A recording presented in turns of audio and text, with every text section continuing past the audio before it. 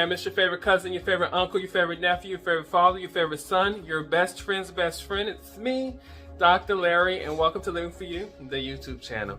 This is a safe space. It is a positive place in which we gather together, we entertain each other, we educate each other, we engage each other, we enlighten each other. We do a lot of things here. This is one of the best places you can be on the internet streets as we work together here on this journey that we all share in common called life. My lovely, faithful family, I love you guys. I love you guys so much. In fact, I love you so much. Go ahead and hit the like button and drop your name. Let us know what's going on. Let me know what's going on with you. Drop your name and where you're from so I can shout out people. I would love to be able to go to specific family members and shout them out as I do these videos. So if you want to shout out, go ahead and drop your name and where you're from and we'll do some shout outs. And to those of you who watch the videos but you haven't quite subscribed yet, go ahead and subscribe. Why be here and not be family? Join the love movement, because this is exactly what this is. It's a love movement. We're having us a good time here and out here on social media, just living it up.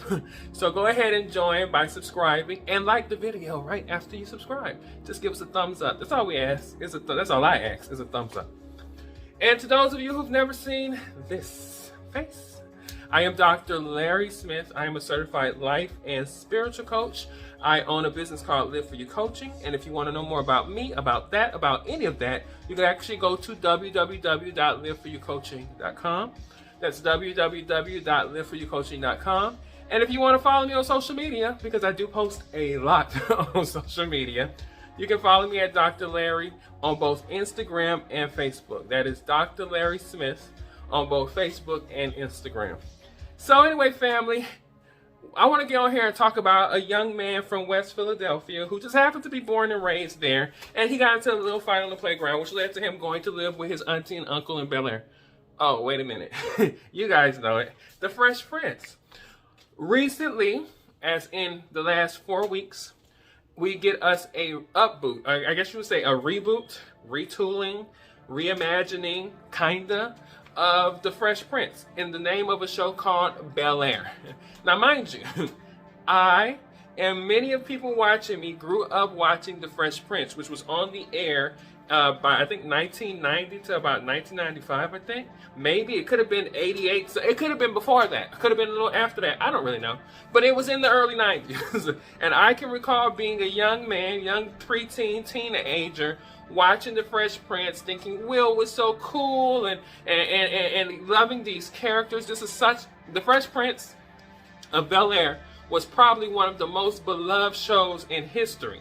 And when you talk about community, within the black community, The Fresh Prince of Bel Air is kind of almost iconic. It goes right there with like Martin and the Jeffersons and the Cosby Show and A Different World, and the list goes on and on. Sanford and Son and Good Times. We have all of these sitcoms, and we had a whole lot that centered around the black experience, but Fresh Prince definitely was different. And I always said I thought it was quite timely of Benny Medina and the producers and the other people behind The Fresh Prince of Bel Air to follow A Cosby Show in a Different World, because they were giving us the conclusion, father who's a judge / lawyer, a mother who's a college professor / artist, and a wealthy family, black family, living in Bel Air, California. Kind of dope, if you think about it. And so the reboot centers around there. Now I'm going to try to just, I'm lumping the first 4, maybe 5 episodes into this clip, just kind of giving like a general synopsis of all of them. They really are stretching some of the stories, so it's kind of, they're able to have multiple episodes, and I heard it was renewed already for 2 seasons after, so we're going to have season 2 and season 3, hopefully. But let me say this clearly. 2 things. 1, spoiler alert, I might say something that you haven't seen in the show because you probably haven't seen it yet. Go watch it before you watch this video, and then come back and watch this video and have this discussion with me. But the second thing I'm going to say to my Fresh Prince of Bel Air fans, it is not The Fresh Prince of Bel Air. It is adjacent, but it is not there. As Miss Almaretta would say, it wants to be Atlanta, but it is not Atlanta. Go check that song out too. It's actually a dope song. And for those of us who've lived in Atlanta, who know Atlanta really well, it's comical, it's cute, but it's also kind of accurate on some of the observations. But anyway, so it's adjacent. There's many underlying themes. The main characters are there, as in Hilary, Carlton, Ashley, Uncle Phil, Aunt Vivian, Will, you know, some of the side characters like Jazz and Trey from Philly, and about just some of the characters we know and love. Lisa, who became Will's girlfriend, they're there, right? But it takes more of a, I would say more of a realistic, less comical twist. I mean, it is funny in some instances, but it's more of a drama than it is a comedy in many ways. I mean, even from the deepest sense of somebody like Carlton, who has a drug problem in the show, right? Carlton, I don't think, did Carlton do drugs? I think Carlton had a situation in the original Fresh Prince of Bel Air in which he dabbled around with drugs and it kind of did some things, but it was never part of his main storyline. He was always more so of the anti-Will, the opposite of Will, the overachiever, the Ivy League going person, you know. That's always been Carlton. But this Carlton is a little more grittier. And he's a little more Carlton than the previous Carlton, if that makes sense. If you know Carlton and you know the Carlton dance, you know, it's lighthearted. What's the word? I'm trying to think of the word I would like to use to describe Carlton in general. He was raised in a wealthy environment, raised around mostly non-black people, and he's a black guy who acts like somebody who was raised around mostly non-black people in an upper-class, privileged environment. He doesn't know much about his culture. He doesn't know much about himself. He doesn't know much about who he is, his ancestors, and he lives from that reality. In that regards, he's a lot like a lot of people who have no connection with their roots. And for me, being a historian myself, a trained historian, history professor, and a person who just enjoys studying my own cultural history, to me that's a tragic place to be, because you should want to be full of knowing who you are. But Carlton falls into that category of somebody not knowing himself, but at the same time, he's an overachiever. He wants to be accepted. He wants to be liked. He doesn't like the fact that Will, who is charismatic, who charisma supersedes his, he's always been the favorite. He's always been the go-to, the golden child. But he deals with his own stuff and insecurities, and we'll eventually find out why the drug use at some point as well. So, but I've noticed on social media that a lot of people don't like this Carlton because they're looking for it to be Alfonso Ribeiro, you know, that Carlton. And remember, this is not a comedy. That Carlton was funny. His timing was funny. Alfonso Ribeiro's comedic timing is quick. He's funny. He's a comedy, you know, person, and it's supposed to be lighthearted. And even in the serious moments in the original show, Carlton's serious moments somehow ended with comedy. So that Carlton is not this Carlton. Other than the fact that it's the same character, but this drama Carlton is a very important key point to this show. Another thing that I'm seeing people say about him is what he looks like. You guys, grow up.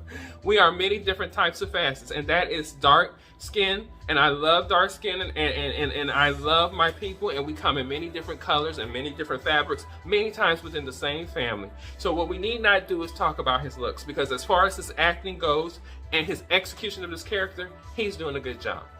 The Ashley character is kind of a sideline character. She pops in and out, kind of like the original Ashley was, but there's also more twist to this Ashley, right? This Ashley is actually same gender loving, or at least that's the perception that we're getting. That's where it's going to be, that she's actually interested in girls, which is going to actually change a narrative. And I know so many people, I can already hear the noise of people getting mad at that. But you have to understand that this is a drama. You need to tell a story, and we're adding more dimensions to characters that in the earlier show did not have dimension. So this character is getting more dimension, and we'll get more out of her as she grows. This may just be a phase. It may not be. It might be a little bigger than that. We'll see. We'll see. Hilary is actually interesting because to me, she's nothing like the original Hilary Banks. The original Hilary Banks was more bubbly, more like the Carlton character, in that she was raised around people who didn't look like her, and wealth, and she kind of lost herself into that. This Hilary, to me, is a lot more down to earth.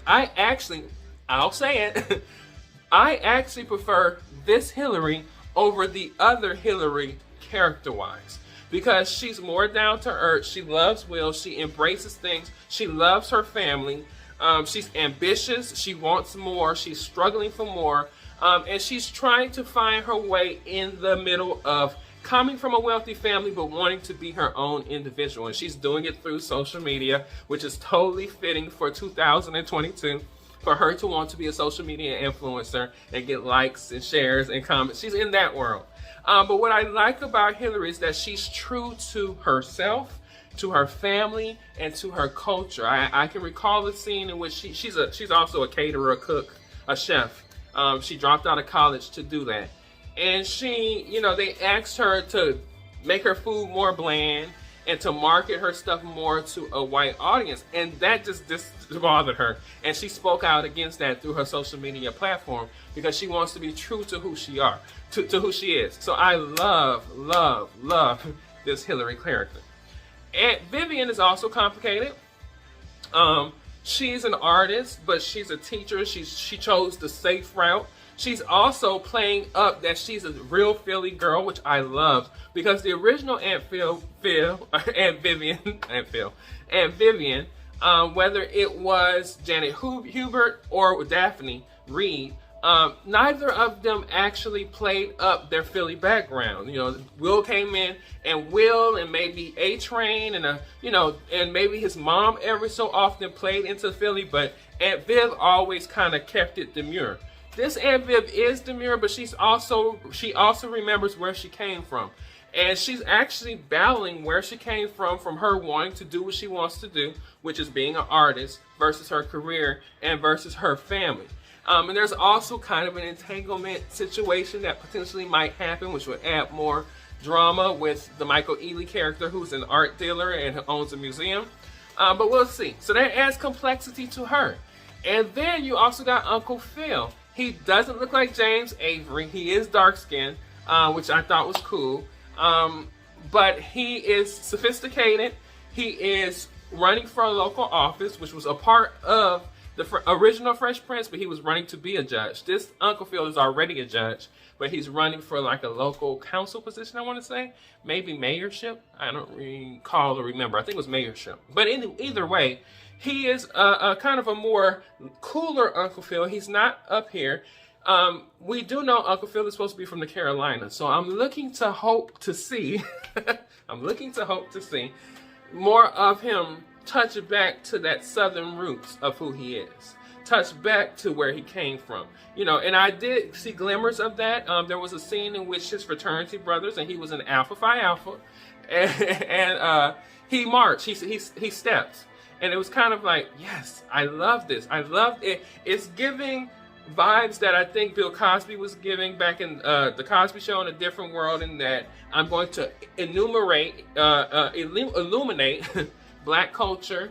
I'm going to bring it here. I'm going to bring it to us and bring us to the world. And so I think the Uncle Phil character is doing a good job through that. But there's some stuff underneath that is slowly being said, that he might be doing other things, kind of in like a mafioso type way, which will be an interesting twist on Fresh Prince and on the Uncle Phil character. Which lastly leads me to Jeffrey. Jeffrey is not the Jeffrey of the show. Yes, he's the butler, but he's so much more. He's like a bodyguard. And I remember Will commenting that Jeffrey was the bodyguard on the original show back in the day, but this Jeffrey literally is like the executioner. If that makes sense. He executes whatever Uncle Phil or whatever needs to be done many times before. Like, he knew about Ashley sneaking away. He knew about a lot of things beforehand, which leads me to believe he knows about Carlton's drug usage, which we'll see how that plays off into either the remaining of the season or in subsequent seasons. So these characters are different, but they're different to me in a good way, because yes, we can come and see them. Now here's my take. because we live in an era in which there are constant rebooting, redoing, remaking. Like just off the top of my head, I know they're doing a Color Purple musical remake. I know that they're considering doing White Men Can't Jump as a remake. I saw somewhere where Beyonce, and I think it was Zendaya, want to do Imitation of Life remakes. My problem with remakes is that they try to mirror the original, but they don't add any originality to it for this modern day. Stuff that would interest us for this modern day. And what I love about the Fresh Prince or Bel Air, the reboot of the Fresh Prince of Bel Air, is that it is not only a remake retelling the same stories, but it's opening more, it's giving more substance and more meat and details to the stories, and it's making it interesting. So therefore you want to watch it weekly. This is a show that I tune in weekly to watch because it's fascinating. And and what happens is sometimes I'll see characters or scenarios or instances or clothes or things are said. I'm like, because I've watched so much Fresh Prince of Bel Air growing up, in syndication over and over again, I can quote a lot of the episodes and vividly remember the episodes. And so when I see kind of glimmers of it or allusions to it or whatever, I'm like, wow, yeah, I remember that. This is cool. This is cool. And you get excited about stuff like that. And so I thought it was, I think the show is a great show. I think the cast is phenomenal. Who you have is a great cast. None of them are celebrities in the per se of we've seen them before in multiple things. These are all newbies. I love, love, love that because one, you're giving new black actors and actresses chances, but you're also giving us fresh faces so that we can give them the characters and we can make the characters them in our minds when we watch it and we're not distracted by our thoughts of them as something else. So you're helping them grow their careers into something. And so I appreciate these things. I appreciate that it's not so heavily relied on the previous show. And I appreciate that they're taking independent risk and unique risk for their show. That gives their show its own unique spin. That makes me want to tune in to watch this. Because if it was just that similar or the repeat of things we've seen or a comedy, I probably wouldn't watch it because I don't want to see a remake of something I've already seen. I want to see a reboot, a reimagination, something new with a twist of something old for me who love the show and want to be nostalgic about the show, but also somebody who wants to see something entertaining for a present moment. And this show, in my brain, got that. This is one of the best shows on TV because it takes a squeeze of lemon of the old and put it into something new and palatable for an audience today. From the clothes to the hairstyles to the topics that they talk about, it's a fantastic, well methodically thought out show, and I enjoy it. So I want to do reviews on some of the episodes. Like I said, obviously, clearly, I'm late on this. There are 5 episodes in, but I had to get on and talk about this phenomenal show. I think it's phenomenal, and I think it deserves the praise and the attention that it's getting. I have been watching social media, and I see the ups and downs. I see there are people who are just so stuck on what used to be, they're not going to accept anything new anyway. It's not for those people. Those people who just want to have nostalgia about what the old show was, go watch the old show. You can find it on different apps like Hulu, probably even Netflix at this point, and other places if you're so nostalgic about the old show. But for those of us who appreciate new with a hint, lemon squeeze of the past, this is the perfect blend of that, and they're doing a good job. And they're also giving us more, right? This show could not go on for seasons if they didn't add to the storyline and give us more to anticipate. And so I love that. I love that. My critique of it, and it's my sole critique, is some things you can pull out. Like the situation that Will had from Philly when he got to fighting and the guy came. They resolved that really quickly. Even though one of his friends got shot, A-Train got shot, you still could pull that story out a little bit more, and it would give you more episodes, I think, if you pull it out just a little bit more. Also, I want to see a little more of the what I call the back conversations. Like, why do certain things happen? Why is Carlton on drugs? What happened to Lisa's mom? What is this relationship between Aunt Viv and the Michael Ealy character? We need to see these things developed. So I'm saying this as a critique, not because it's something you've already shown. The show may show it in the past, but do not skim on those details, because those details are new nuances that add the color to this show, that makes this show a good show. But overall, if I had to give it on a scale from 1 to 5, I would say a 4.5, a solid 4.5. You know, because it's you know, it's doing a great job telling a new story with an old twist, or an old story with a new twist. Depends on how you perceive it. Why not a total 5? One, music, but I think it's because of one reason is because of music. I would love to hear more current music or more older music, just black music, more black music in it. I think that's a good way to balance the story out and to really make us cling to it. And to also be able to introduce new artists who are creating new stuff. I think that's important. And I also, I'm trying to think of another, and then secondly too, like I said, I've lived in LA for almost 9 years at this point. And the perspective, or should I say the perceptive, that I had of LA coming to LA is not what LA is.